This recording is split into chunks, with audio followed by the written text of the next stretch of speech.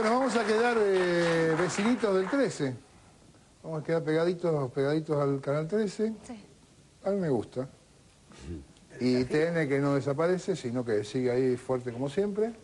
Así que pero igual no están conformes. A mí me da la sensación de que cualquier ley que no la escriban ellos en una oficina por teléfono pidiéndosela a alguien, siente que los humillan, ¿no?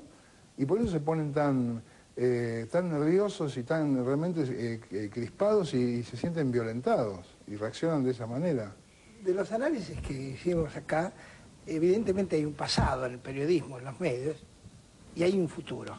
Estamos transitando un momento digamos, de tensión. Yo creo, siguiendo lo que dijo Rizzo, que es un momento favorable, creo que también le dijeron aquí. Un momento favorable, interesante, es una tensión positiva. Recuerdo, en ese texto publicado por Clarín, donde hablaba del paraíso de los centros de detención, que causó escalofrío, según acá dijo Ducrot, pensaba que en ese momento uno de los dos editores responsables del diario era Joaquín Morales Solá. Uno de los dos editores irresponsables del diario era Joaquín Morales Solá. Y otros de los que hoy son editores también estaban en esa época. Y yo estaba en esa época, estaba en Cultura. Y seguramente yo vi ese texto y seguramente no hice nada. Y junto conmigo, los 500 periodistas que estábamos en la redacción, leímos ese texto y seguimos haciendo nuestro trabajo. ¿Y ahora eso dónde nos deja? Porque yo me lo planteo permanentemente, ¿hasta dónde va la complicidad? Mira, la culpabilidad se puede exorcizar de muchas maneras. De muchas maneras. Y porque además hay culpabilidades y digamos, umbrales de culpabilidades. Cuando se habló de la sociedad, como dijo Bayer, que es culpable, la sociedad se autoindulta también. Se autoindulta porque necesita indultarse, y cuando se autoindulta, indulta a sus periodistas, a los que admiró. Por eso pudimos seguir todos trabajando durante esta época. Su mirada es de un rigor inapelable, y yo lo acepto. Pero también acepto que, así como alguien que puede ser culpable de algo, puede reivindicarse, no convertirse en héroe. De la culpa vos no te convertís en héroe. Pero te podés convertir en una persona honesta, reivindicarte de ese error o de esa inercia. Arrepentirse, existe el arrepentimiento. Exactamente. Pero lo terrible que acá quedó la duda es por qué los jóvenes, lo dijo Ducrot, por qué nuevas generaciones se plantean la idea de seguir trabajando como si estuvieran en la época de la dictadura. Este cautiverio es muy interesante. ¿Por qué se produce ese cautiverio? Y yo creo que ese es un tema que me excede, como dijeron acá hoy, me excede realmente, a pesar de que pienso mucho en este trabajo del periodismo. Creo que el periodismo tiene que rehacerse, que así como está, no puede rehacerse. Hay otras formas que desconozco. Está cautivo de su propia burbuja. El protagonismo, el buen salario. ¿Vos crees que un periodista se pregunta que su gran salario sea en la televisión, sea en la radio, depende de los negocios que hace el diario para poder pagarle ese salario? Y cuanto más gana es porque el diario está haciendo negocios, no con sí mismo, con lo básico que es la comunicación, sino con lo lateral y los afluentes que ejercen esos negocios. Entonces, como verán, es algo que excede incluso esta mesa. Pero esto se ha destapado, me parece. Se ha destapado, y el pasado no es casual que vuelva, tal cual lo describiste vos, Bayer, muy bien, porque lo conocés y lo investigaste. Y yo creo que va a servir para muchas cosas, para que muchos se reivindiquen y para que otros se entierren.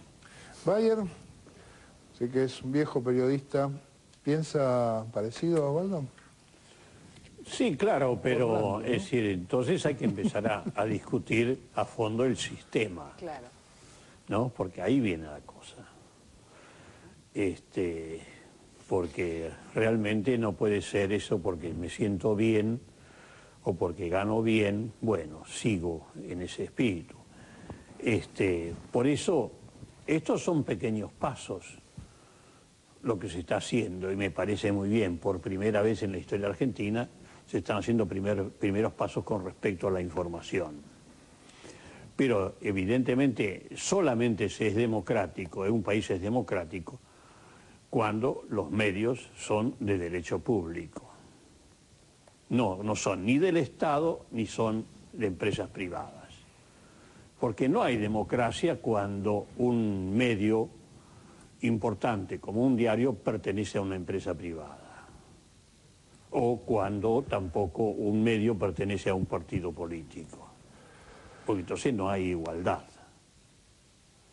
Entonces eso es un primer paso, pero no es lo ideal.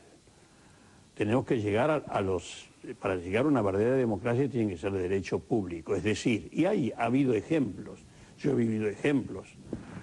Derecho público quiere decir que tiene que estar en manos ni del capital, ni tampoco como decíamos, del Estado.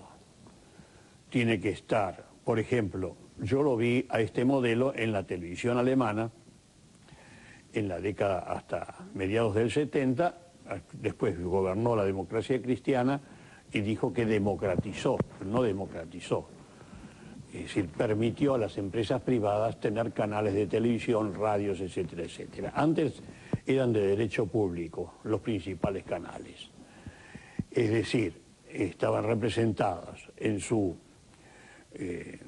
dirección por un representante de cada partido político representado ante el Bundestag, ante el Parlamento, en un 50%, y el otro 50% por representantes de organizaciones públicas. Por ejemplo, un organismo de defensa de la mujer, otro organismo de defensa de los jubilados, otro organismo de defensa del niño, es decir, organizaciones populares, bien del pueblo. Bueno, yo vi en Alemania la mejor televisión que vi en mi vida, porque se dedicaban a la cultura y se dedicaban a discutir a pleno los principales problemas de la sociedad. Y cada uno, representante de los diversos sectores, podía decir y pintar cuál era su panorama de la sociedad en que vivían. Raúl, ¿pensás que viene el cambio? Sí. También pensaba, aparte de los periodistas que trabajan en grandes corporaciones, que hay muchos periodistas que son ellos mismos una empresa, empresas grandecitas. Sí, que facturan mucho y todo. Pero esto es lo que tiene el espíritu de la ley de servicios audiovisuales. Una de las cosas que yo sacaba como conclusión, yo pude participar en algunos foros y bueno, ahí fui tomando conocimiento no en toda su extensión, pero sí de cosas importantes o trascendentes que tiene la ley. Que muchos sectores de comunidades, de universidades, es decir, sectores amplios y riquísimos y diversos de la sociedad, van a poder tener sus medios de comunicación, van a poder acceder a un medio de comunicación, sea audiovisual o sea una radio FM o AM, y vamos a tener la oportunidad de que cada uno de esos sectores relate y se relate, y no que otros lo relaten, como ocurre hoy día. Es decir, los medios hegemónicos hoy relatan a todo el país y a cada uno de nosotros, al sector que pertenezcamos, ¿verdad? ¿No? Ahí vamos a tener la posibilidad primero de tener el relato de un sector, y después de la opinión de ese sector sobre medidas que nos involucran a todos. Entonces va a haber un marco muy amplio, muy plural, muy enriquecedor, de que no va a haber una verdad única y que esa sea la que prevalezca. Y otro dato que aparece es que una de las cosas que demuestran los medios hegemónicos, que si hay algo que no soportan, no es la ley de servicios audiovisuales, el tema de papel prensa. Yo creo que hay algo que va más allá. Lo que no soportan es la democracia, practicada de verdad. Esto es lo que está quedando en claro. No la soportan. Ellos están mejor, más instalados, están cómodos y se mueven como peces en el agua en una dictadura, como lo demostraron cuando estaba la dictadura y eran aliados a ella.